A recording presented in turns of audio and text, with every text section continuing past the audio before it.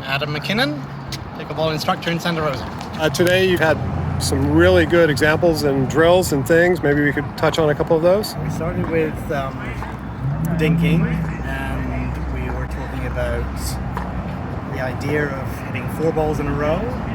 So you're really making your follow through deliberate, going through the line of the ball, cutting down on errors by not trying to change direction necessarily.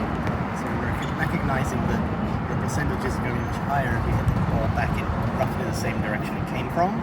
You can still do quite a bit of variety within that by hitting somebody's backhand foot, make them move wide the other way. When your team has provided dinks that are forcing the other team to be defensive, so when you're getting it at their feet, when you're making them move, or when your team has given them a nothing dink, so a ball that is inviting them to be aggressive with you. Is he a little more defensive than ready? So then when you recognize that you've done that, then you're improving your state of anticipation.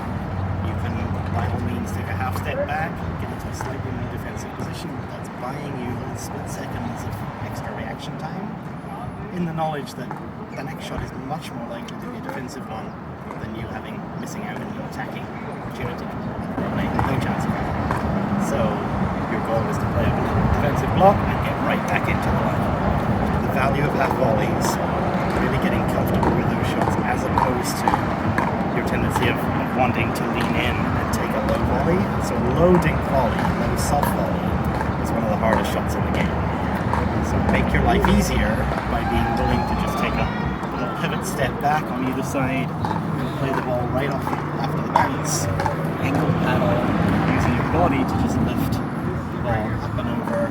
You quickly swing back to your original position, and you've neutralized their good shot. Basically, you're saying to them, "You did a great shot, but I'm equal to it. Now, give me your next best shot." So you're retaining control. You're retaining your position of the line.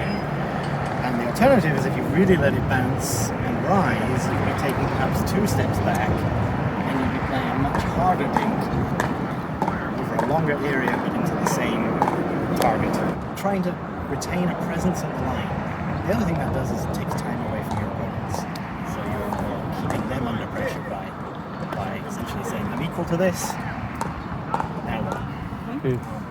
Obviously, you're playing a ball at ankle height, so it means all you can really do is lift it back over. You can't hit it aggressively. If you hit too hard, it's going to come at a height that they can attack.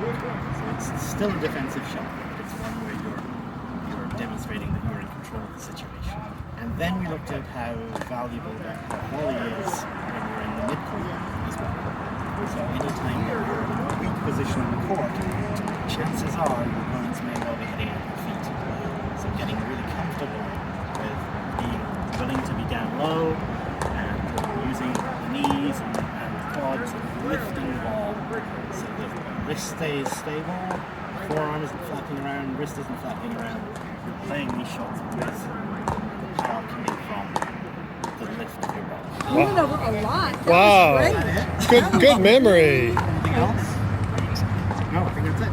I think you covered it all.